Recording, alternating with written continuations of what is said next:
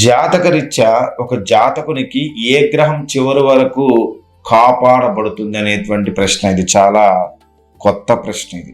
ఎందుకంటే ఒక జాతకుడికి చివరి వరకు ఒకటే గ్రహం కాపాడుతుంది అనేది అసలు నాకు తెలిసినంతవరకైతే శాస్త్రంలో కానీ వేద జ్యోతిష్యంలో కానీ ఎక్కడా దాన్ని రాయలేదు.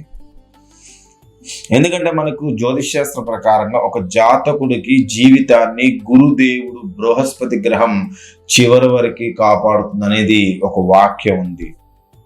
గురు రక్షకత్వం అని అంటారు. అంటే గురుడు జాతకాన్ని రక్షించేటువంటి ఒక ప్లానెట్. ఇది ఎందుకు మరి ఎలా పనిచేస్తుందో మనం వివరంగా చూస్తే, గురుడు బృహస్పతి పరమరక్షకుడు జ్యోతిష్ శాస్త్ర ప్రాముఖ్యత విషయంలో. గురుదేవుడు ఏంటంటే జ్ఞానాన్ని, ధర్మాన్ని, దైవానుగ్రహాన్ని, దీర్ఘాయుషునికి అధిపతి. ఇతర గ్రహాలకి చంద్రుడు, శుక్రుడు లేదా మంగళుడు అంటే కుజుడు నిర్దిష్ట రంగాలకి ప్రతిఫలిస్తే, గురుడు సమగ్ర జీవిత రక్షకాన్ని ఇస్తూ ఉంటాడు. గురుడు సమగ్ర జీవిత రక్షణాస్తకుడు అంటారు. ముఖ్యంగా గురుడు ఏంటంటే ఆధ్యాత్మిక సంరక్షకుడు.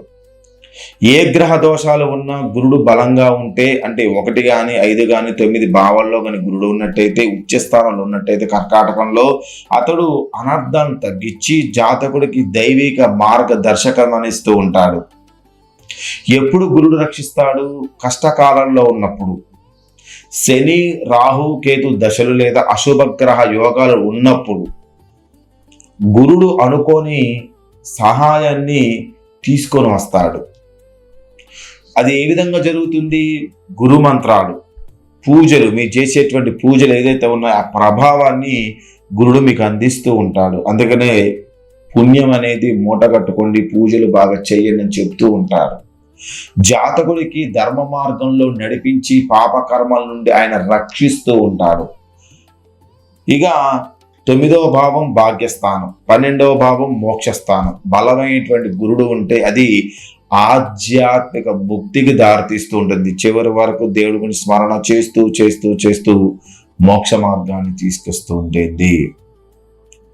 ఇతర గ్రహాలు కూడా రక్షిస్తాయంటే, చంద్రుడు మనసు కారకుడు, మానసిక స్థైర్యాన్ని ఇస్తూ ఉంటాడు, చివరి వరకు మాత్రం రక్షకుడు కాదు. శుక్రుడు భౌతిక సుఖాలను ఇస్తాడు, చివరి వరకు రక్షకుడు కాడు.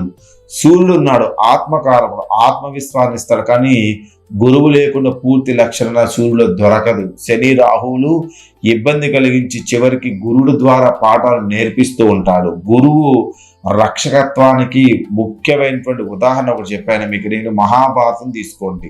మహాభారతంలో కృష్ణుడు గురుతుల్యుడు అంటారు. అర్జునుడు చివరి వరకు అక్కడ మనకి రక్షిస్తూ ఉంటాడు. అంటే కృష్ణుడు